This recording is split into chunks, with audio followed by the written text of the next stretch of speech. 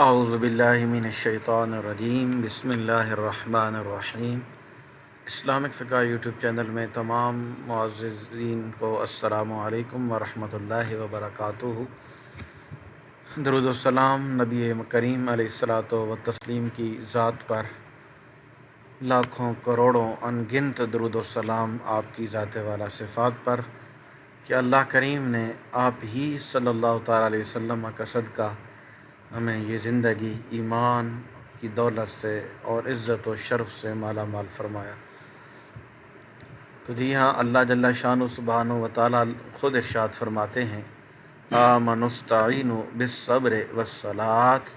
اے ایمان والو صبر اور نماز کے ذریعے مجھ سے مدد طلب کرو۔ آج کی اس ویڈیو کے اندر میں آپ دوستوں کے لیے جو وظیفہ لے کر آیا ہوں، یہ 2 رکعت نماز نفل پر، صلاۃ الحاجت پر مشتمل ہے۔ انشاءاللہ تبارک و تعالی ہر نیک مقصد میں کامیابی ہوگی، نیک حاجتیں انشاءاللہ اللہ کریم کے کرم سے بہت جلد پوری ہو جائیں گی۔ یاد رکھیں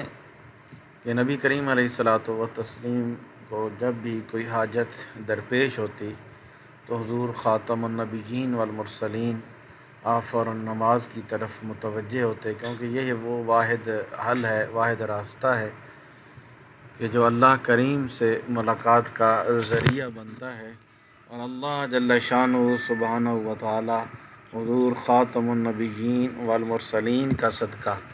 ہمیں 5 وقت کی نماز اور نوافل اور سنتیں کثرت کے ساتھ ادا کرنے کی توفیق رفیق نصیب فرمائے۔ تو ویور، انتہائی آسان سا عمل ہے، اپنی ذات کی خاطر نیک مقاصد، نیک حاجات کے لیے یہ عمل کریں۔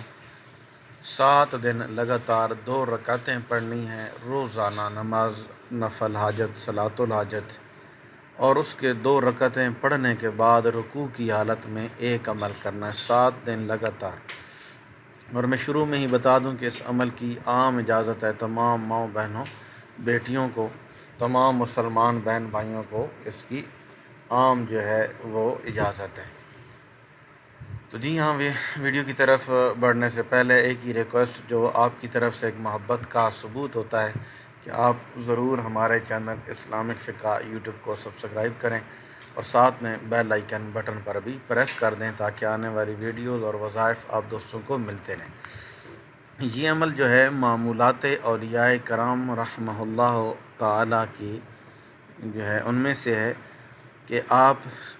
بالخصوص مغرب کی نماز ادا کرنے کے بعد آپ بیٹھ جائیں اور کچھ ٹھہر کر توقف کر کے پھر آپ 2 رکعت انہیں ادا کریں، برکت کے لیے، درازی عمر بالخیر کے لیے، رزق کے لیے، دیگر دنیاوی امور کے لیے، معاملات کے لیے، قرض سے نجات کے لیے، کسی کی محتاجی سے بچنے کے لیے، اور اللہ جل شانہ سبحانہ و تعالی حضور خاتم النبیین والمرسلین کا صدقہ ضرور بالضرور آپ کو اس کی برکتیں اور اس کی فضیلتوں سے مالا مال فرمائیں گے۔ تو جی ہاں، مغرب کی نماز جو ہے وہ ادا کرنے کے بعد، تو جی ہاں میں عرض یہ کر رہا تھا کہ یہ 2 رکعتیں معمولات اولیاء کرام میں سے ہیں۔ آپ نے کس طرح پڑھنی ہے؟ تو جس نیک مقصد اور نیک حاجت کے لیے پڑھنی، اس کی عام اجازت ہے۔ تو مغرب کی نماز کے بعد آپ نے 2 رکعت نماز صلاۃ الحاجت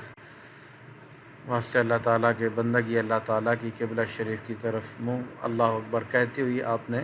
نماز کی حالت میں آ جانا ہے۔ پہلی رکعت میں آپ نے ثنا اور سورہ فاتحہ شریف کے بعد آپ نے جو ہے سورۃ الکوثر پہلی رکعت میں 41 مرتبہ اور دوسری رکعت میں سورہ فاتحہ کے بعد جو ہے سورۃ الکوثر یہ 31 مرتبہ، پہلی میں 41 اور دوسری میں 31۔ آپ نے دونوں رکعتوں میں سورۃ اخلاص اس طرح پڑھنی ہے۔ سلام پھیرنے کے بعد اب آپ نے بیٹھ جانا ہے اور جو سورت اخلاص ہے اسے آپ نے صرف 3 بار پڑھنا ہے۔ 3 بار پڑھنے کے بعد بیٹھ کر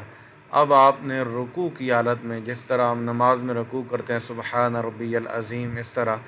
رکوع کی حالت میں آپ نے یہ وظیفہ کرنا ہے، صرف 11 بار اللہ کے یہ 3 نام پڑھنے ہیں، یا رقیب ہو، یا حافظ ہو، یا حفیظ ہو۔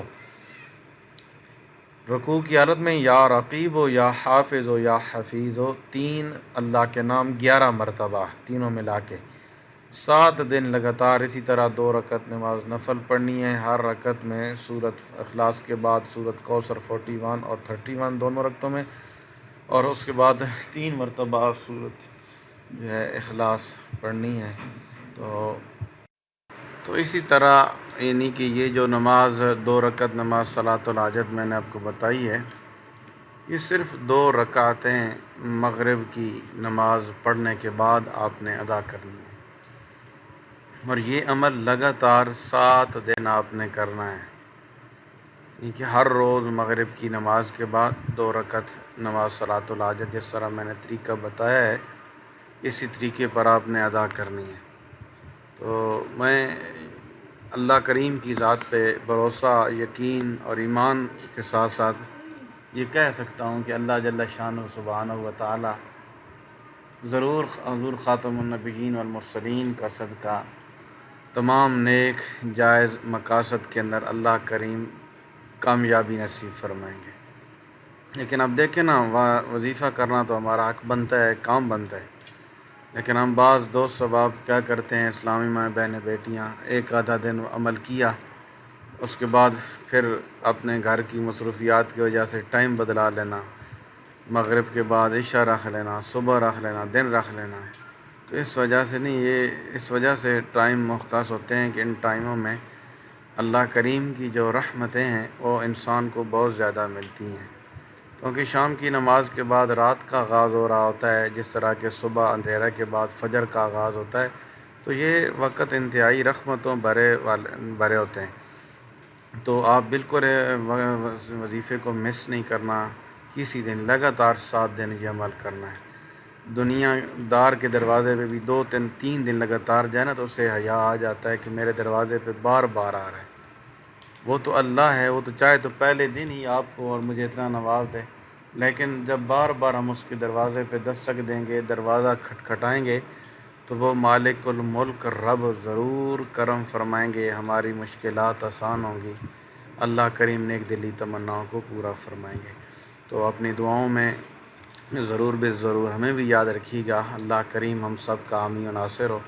مالک ارض و سما ہمیں دین دنیا کی بھلائیوں سے، عزتوں سے، شان و شوکت اور رفعتوں سے مالا مال فرما۔ اللہ حافظ، السلام علیکم ورحمۃ اللہ وبرکاتہ۔